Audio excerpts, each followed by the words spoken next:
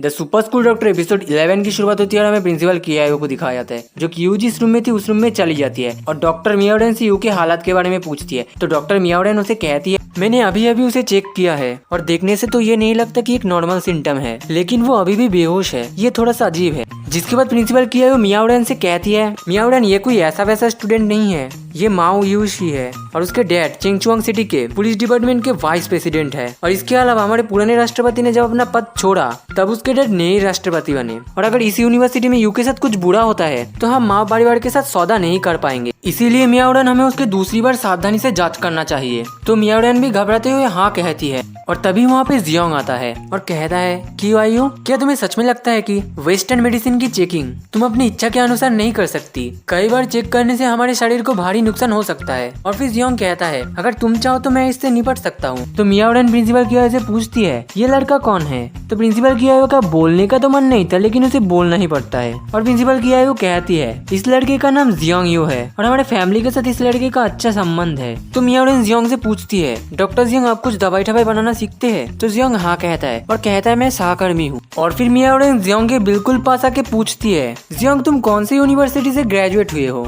और तुम्हारा मेजर क्या है। तो जियोंग थोड़ा सा सोच के कहता है मैं ना किसी स्कूल में गया ना ही किसी यूनिवर्सिटी में, मैंने बस अपने दादाजी को फॉलो किया है और उनसे पुराने चाइनीज मेडिसिन को बनाना सीखा है। जिसे सुनने के बाद मियाओडेन कहती है क्या चाइनीज मेडिसिन, क्या तुम्हें सच में लगता है कि तुम चाइनीज मेडिकल टेक्निक से उसे ठीक कर सकते हो। और उसी के साथ वो अपने मन में कहती है चाइनीज मेडिसिन टेक्निक्स के बारे में मैंने थोड़ा बहुत पढ़ा है, इसके तकनीकों को पीढ़ी दर पीढ़ी सौंपा गया है, उनमें से कई डिवाइन टेक्निक्स भी है, मैं उन्हें नीचा नहीं कर सकता। और फिर जियोंग अपने लॉलीपॉप को मियाओडेन के हाथ में देके कहता है मुझे पता है कि तुम लोगों को जज करने में माहिर हो, इसलिए प्लीज मेरे लिए इस लॉलीपॉप को पकड़ो। और फिर जियोंग प्रिंसिपल कियाओ से कहता है कियाओ दिन के दिन तुम्हारा एटीट्यूड बढ़ रहा है, जरा तुम एक बार उसकी तरफ देखो, तुम्हें उससे कुछ सीखना चाहिए। जिसे सुनने के बाद कियाओ शर्मा जाती है। और फिर जियोंग अपने पास से कुछ बाहर निकलता है और अपने मन में कहता है हम चाइनीज चिकित्सा शिष्य जिस चीज की सबसे ज्यादा चिंता करते हैं ऑब्जर्व करना, सुनना, पूछना और देखभाल करना।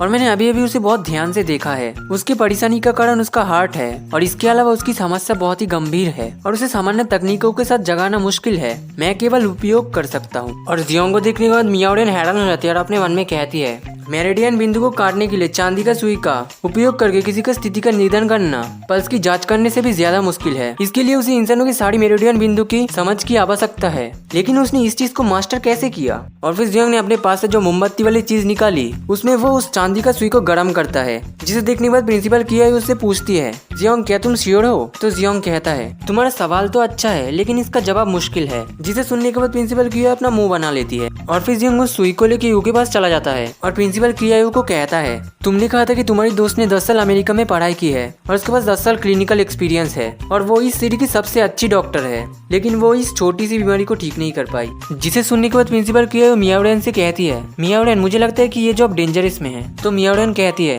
नहीं, मैंने उसे देखा, वो सच में शांत और स्थिर था, उसे देखने पर ऐसा लगा कि उसमें बहुत कॉन्फिडेंस है और इसके अलावा हार्ट की बीमारी को एक बार ही जांचा जा सकता है, लेकिन उसने उसे एक नजर में महसूस कर लिया, वो सच में बहुत टैलेंटेड है। और फिर जियोंग प्रिंसिपल कियाओ से कहता है तुम वहाँ पे खड़े क्यों हो, यहाँ पे आके उसके कपड़े उतारने में मेरी मदद करो ताकि मैं इस सुई को उसके बॉडी में लगा सकूं। तो प्रिंसिपल कियाओ कहती है ठीक है। और फिर से प्रिंसिपल कियाओ कहती है मैंने बस उसके ऊपर के कपड़े खोले हैं, तुम अभी शुरू कर सकते हो, लेकिन मैं तुम्हें चेतावनी देता हूँ कि तुम उसके साथ कुछ भी गलत नहीं करोगे। और फिर जियोंग अपने आंखों को बंद कर देता है, जिसके बाद वो अपने इंटरनल पावर को ऑन करता है, जिसके बाद वो अलग से ही जगह में चला आता है और उसके साथ वो कहता है इस लड़की का बेहोश होने का वजह इस लड़की का हार्ट का बीमारी का परिणाम है। फिर से जियोंग कहता है उम्र बांधने की बीमारी, मौत उन लोगों को छू भी नहीं सकती। इसके बाद जियोंग अपना आंखें खोल देता है और उन सारे सुई को लेके यू के हार्ट के पास मारता है, जिसकी वजह से यू हिलने लगती है और थोड़ा सा रिस्पॉन्स देती है। जिसे देखने के बाद प्रिंसिपल कियाओ कहता है उसने सच में रिस्पॉन्स दिया। और मियाओडेन जियोंग को ब्रिलियंट कहती है और फिर हमें जियोंग को दिखाया जाता है और वो अपने मन में कहता है यू के हार्ट की बीमारी का इलाज उतना आसान नहीं है, भगवान का शुक्र है कि मेरा 5 सुई कम कर गया, वरना वो मर सकती थी।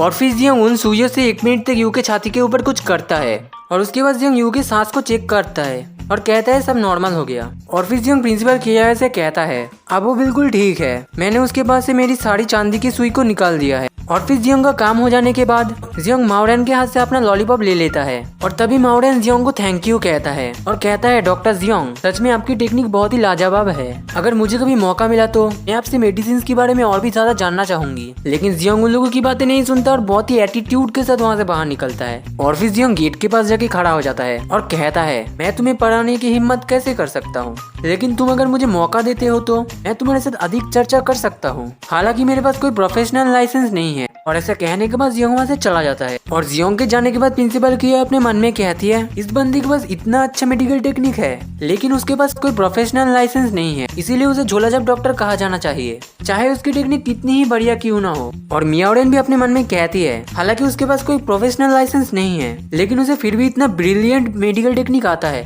और फिर से मियाओरेन कहती है उसका चरित्र बिल्कुल भी खराब नहीं है, उसके सामने इतना ब्यूटीफुल फिगर था लेकिन फिर भी उसने उसकी तरफ एक बार भी देखा नहीं। और फिर मियाओरेन प्रिंसिपल की वजह से पूछती है तुम दोनों के फैमिलीज एक दूसरे को जानते हैं, इसका मतलब तो तुम जियोंग के बहुत ही क्लोज हो। क्या तुम्हें पता है उसने इतना ब्रिलियंट टेक्निक कहाँ से सीखा इतने यंग एज में, और उसकी पर्सनालिटी उतनी बुरी भी नहीं है। तो प्रिंसिपल किया वो कहती है शायद ये सब टेक्निक उसने उसके दादाजी से सीखा होगा। और मियाओरेन तुम उसे ऐसे ही जज नहीं कर सकती, क्या पता वो दिखने में ऐसा हो और उसके मन में कुछ और है। और फिर सीन चेंज होता है और हमें जियोंग को दिखाया जाता है और वो रास्ते से जाते जाते कहता है मैंने आज का डेट क्यों चेक नहीं किया, सच में आज का दिन बहुत ही ज्यादा अनलकी था। मैंने सोचा था कि मैं सिर्फ क्यूआई से शादी की बात करूंगा और मैंने ये नहीं सोचा था कि वो मुझे रिफ्यूज कर देगी। और मुझे ये भी नहीं पता कि मैंने उस स्टूडेंट की मदद क्यों की।